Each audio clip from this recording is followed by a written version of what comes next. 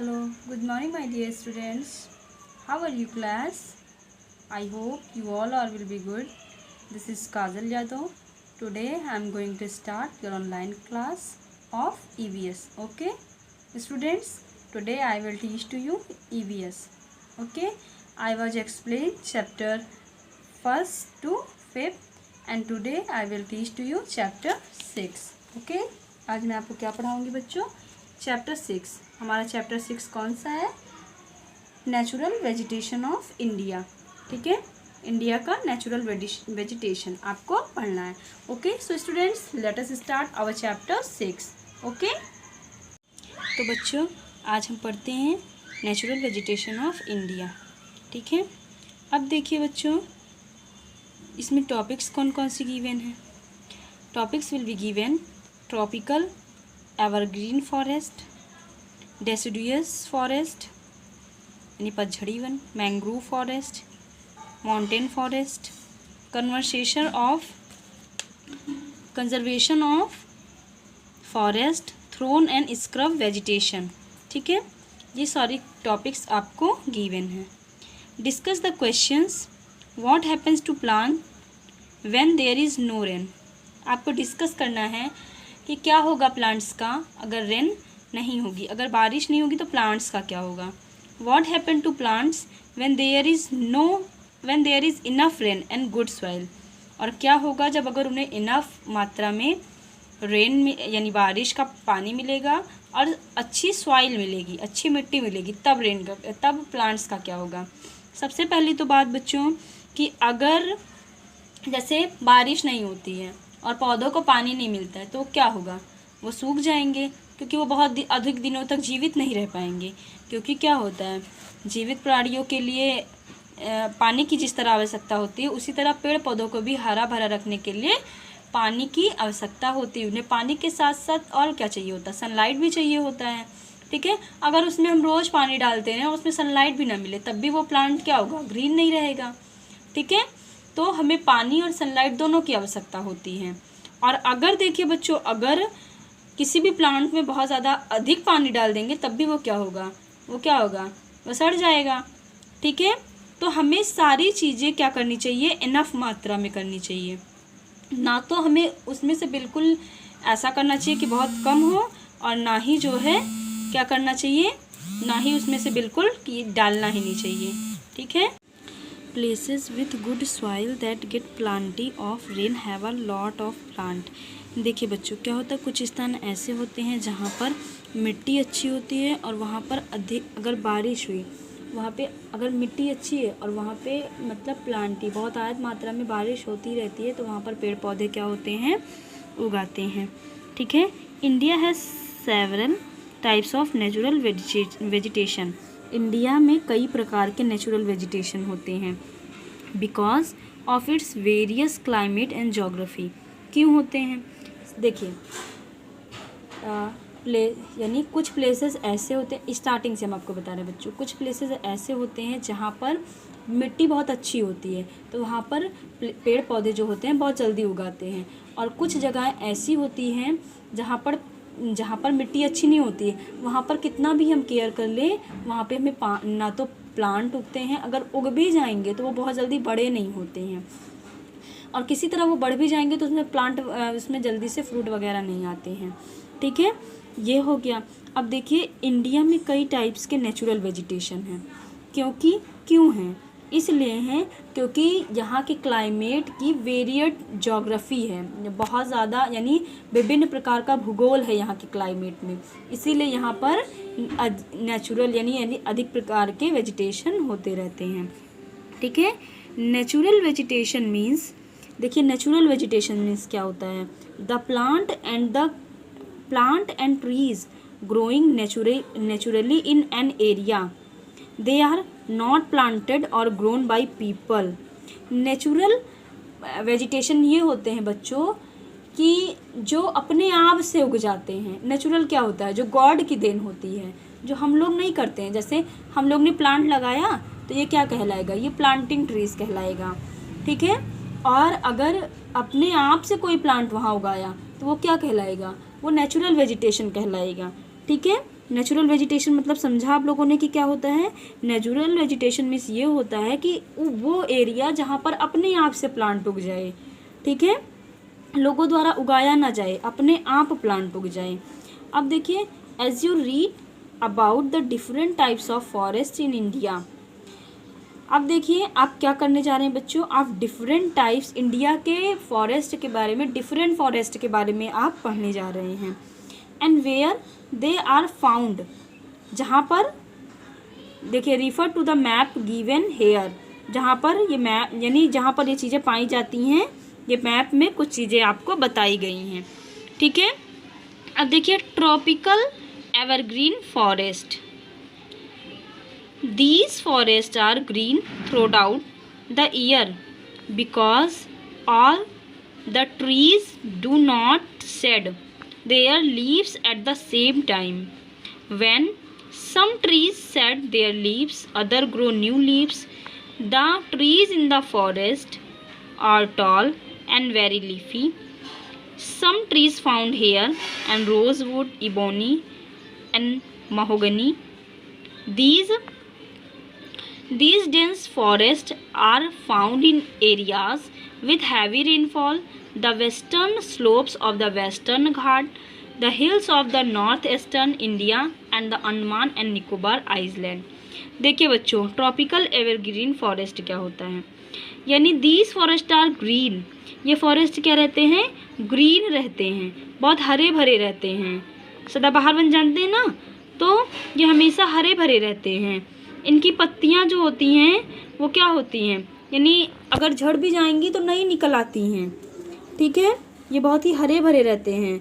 और some trees found here, यहाँ पे कुछ ट्रीज ऐसे पाए जाते हैं जैसे रोज वुड, इबोनी, महोगनी, ये सारे यहाँ पर पाए जाते हैं। कौन से एरिया में, जहाँ पर बहुत ज़्यादा, यहाँ पर क्या होता है, इस फॉरेस्ट में बहुत ज़्यादा हैवी रेन्स होते हैं, इसीलिए हमेशा एवरग्रीन फॉरेस्ट यानी हमेशा ये क्या रहते हैं, हरे भरे रहते हैं। और ये कहाँ पाए जाते हैं, वेस्टर्न स्लोप पर, वेस्टर्न घाट्स पर पाए जाते हैं। और नॉर्थ ईस्टर्न इंडिया में अंडमान और निकोबार आइलैंड में पाए जाते हैं, ठीक है। अब देखिए डेसिडुअस मॉनसून फॉरेस्ट। डेसिडुअस मतलब समझते हैं क्या होता है बच्चों, पतझड़ी वन होता है, ठीक है। पतझड़ का मौसम में क्या होता है आपको पता है, पतझड़ के मौसम में होता है जैसे जो सदाबहार वन होते हैं, पतझड़ी वन जो होते हैं वो जब बारिश होती है, ठीक है, यानी पतझड़ी वन में ये होता है कि पेड़ के जो पत्तियां होती हैं वो सारी झड़ जाती हैं, ठीक है, बहुत दिनों तक तेज़ हवाएं चलती रहती हैं और सारी पत्तियां झड़ जाती हैं, और क्या होता है फिर उसमें नई पत्तियां उगाती हैं, ठीक है। देखिए हम बता रहे हैं उसके बारे में। Deciduous forest are called monsoon forest. पतझड़ी डेसिडुअस फॉरेस्ट जो होते हैं उन्हें मॉनसून फॉरेस्ट भी कहा जाता है, ठीक है, यानी पतझड़ी वन को मॉनसून फॉरेस्ट भी कहते हैं। क्यों, they have trees and set there leaves every year in the dry season. देखिए ये यानी इसकी लीव्स जो होती हैं ड्राई सीज़न में क्या होती हैं, जब सूखा सीज़न आता है तो क्या होती है, झड़ जाती हैं, इनकी गिर जाती है पेड़ों से। आपने देखा है बच्चों, मानसून का सीज़न कब आता है, यानी पतझड़ी मौसम कब आता है, जब होली स्टार्टिंग होने वाली रहती है, वही तभी पतझड़ी मौसम आता है। क्या होती है, सभी पेड़ों में से पत्तियां अपने आप क्या होती हैं, झड़ जाती हैं और बहुत तेज़ी से हवाएं चलती हैं, ठीक है। अब देखिए टीक, साल, महुआ, सेमल and sandalwood found in Karnataka. ये सारे पेड़ कहाँ पाए जाते हैं, अधिकतर कर्नाटका में पाए जाते हैं। Are example of deciduous trees, और ये सारे किसके एग्जाम्पल हैं बच्चों, पतझड़ी पेड़ों के एग्जाम्पल हैं। These forest are found in Bihar. ये फॉरेस्ट कहाँ पाया जाता है, बिहार में पाया जाता है। मध्य प्रदेश, उड़ीसा, उत्तर प्रदेश, आंध्र प्रदेश, तेलंगाना एंड तमिलनाडु। और कहाँ पे पाया जाता है, बिहार में पाया जाता है, मध्य प्रदेश में पाया जाता है, उड़ीसा में पाया जाता है, उत्तर प्रदेश में, आंध्र प्रदेश में, तेलंगाना एंड तमिलनाडु। और आपको इन सभी की कैपिटल्स भी पता होंगी। What is the capital of Bihar, Patna, Madhya Pradesh Bhopal, Orissa Bhubaneswar, Uttar Pradesh Lucknow, Andhra Pradesh Amaravati, Telangana Hyderabad, Tamil Nadu Chennai. Okay, next topic is thorn and scrub vegetation. अब देखिए इसमें क्या होता है, this vegetation consist mostly of bushes and a few trees like kikar, babul and date palms. The plants have long roots, a thick bark, sharp thorn and small leaves. Can survive on the very little water for many months. देखिए क्या होता है, ये vegetation consist करता है उसके bushes पर, कुछ ट्रीज जैसे कीकर, बबूल, डेट पाम्स, और इन प्लांट्स की रूट्स जो होती हैं बहुत ही लॉन्ग होती हैं, थिक होती हैं, बार्क होती हैं, शार्प होती हैं, नुकीली होती हैं, थ्रोन्स होती हैं, और इसकी लीव्स जो होती हैं वो स्मॉल होती हैं, and can survive on very little water for many months, जो क्या करती हैं, सर्वाइव कर सकती हैं मैनी मंथ्स तक। It is found in the desert area of Rajasthan and the dry area of Gujarat. यह कहाँ पाया जाता है, डेजर्ट एरिया में पाया जाता है, रेगिस्तान में, Rajasthan, and dry area of Gujarat, dry area Gujarat, Madhya Pradesh, Uttar Pradesh, Maharashtra की कैपिटल क्या है, मुंबई, कर्नाटका, बेंगलुरु, आंध्र प्रदेश मैंने बताया, तमिलनाडु और तेलंगाना भी मैंने बताया। ठीक है, इन सभी स्टेट में ये सारे mountain forest. Vegetation in the mountain depends on the altitude.